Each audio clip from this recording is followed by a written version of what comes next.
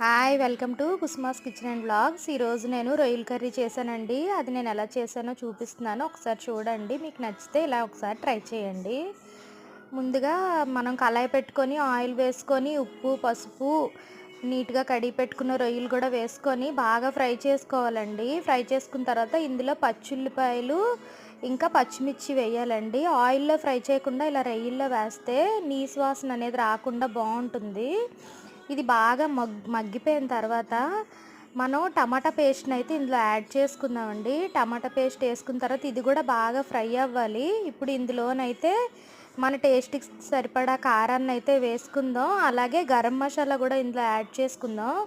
వేసుకొని దీనికి తగిన వాటర్ని అయితే వేసుకొని మంట హైలో పెట్టుకొని బాగా ఉడుకుతున్నప్పుడు సిమ్లో పెట్టుకొని 15 మినిట్స్ కుక్ చేసుకుంటే రొయ్యల కర్రీ రెడీ అయిపోద్దండి. ఈ వీడియో నచ్చితే లైక్ చేయండి, షేర్ చేయండి,